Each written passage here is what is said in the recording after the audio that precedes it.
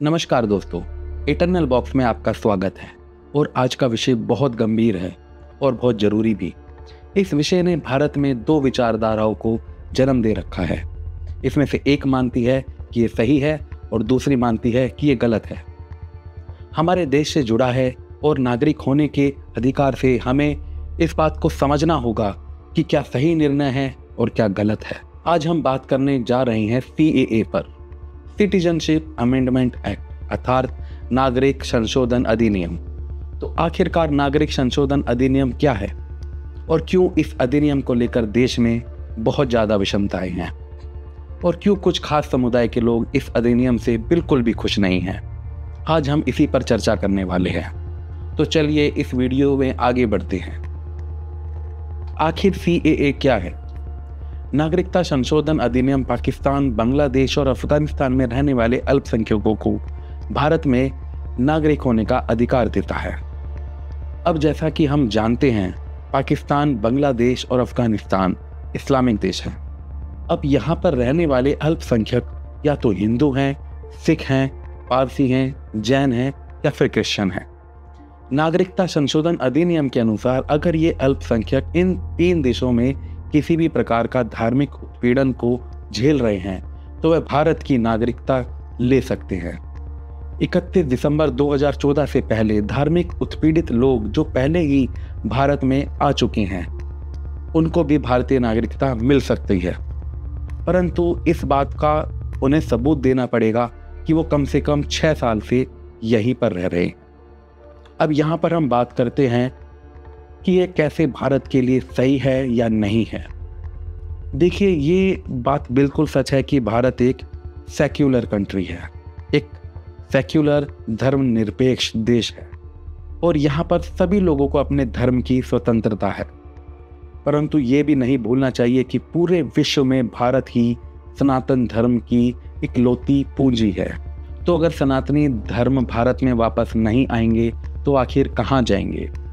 अब पाकिस्तान में रहने वाला सिख, अफगानिस्तान में रहने वाला हिंदू या बांग्लादेश में रहने वाला हिंदू, अगर वो वापस भारत नहीं आएंगे तो कहाँ जाएंगी? उनके पास विकल्प क्या है? देश का विभाजन उन्होंने कभी मांगा नहीं और देश का विभाजन करते समय उनसे किसी ने पूछा नहीं, तो आखिरकार वह जाए तो जाए कहाँ? तो अगर भारतीय सभ्यताओं के धर्म को, जैसे कि हिंदू, सिख, जैन और बुद्ध, अगर इनको भारत में नागरिकता मिल रही है तो ये 1% भी गलत नहीं है, क्योंकि यह अपनी धरोहर की तरफ ही वापस आ रहे हैं और ये इनका अधिकार है। बल्कि मेरा तो ये मानना है कि इस प्रकार का अधिनियम बहुत पहले आ जाना चाहिए था। अब हम बात कर लेते हैं अन्य अल्पसंख्यकों की। पारसी धर्म का जन्म ईरान में हुआ था, जो पहले पर्शिया के नाम से जाना जाता था, परंतु इस्लामी आक्रमणकारियों ने सबसे पहले ईरान की सभ्यता को विध्वंस किया। उसके बाद वहां के रहने वाले लोगों को उन्हीं के देश से बाहर निकाल दिया। तकरीबन 8वीं शताब्दी के आसपास पारसी भारत आए और उन्होंने भारत को अपना घर बना लिया। अब आप यहाँ पर सोच रहे होंगे कि मैंने पारसियों का ही उदाहरण क्यों लिया, क्योंकि जब पारसी भारत आए थे ठीक उन्हीं परिस्थितियों में एक समय यहूदी भी जर्मनी छोड़कर चले गए थे, या कश्मीरी हिंदुओं को ले लीजिए। भारत शुरू से ही बहुत सारे धर्म पंथों का घर रहा है, सभ्यताओं का देश रहा है। भारत में जो भी धर्म आया है वो यहाँ पर फला और फूला ही है और यही भारत की गरिमा है और इस भारत की गरिमा का मूल सनातन ही तो है। देखिए, धर्मनिरपेक्ष होना बिल्कुल भी गलत नहीं है।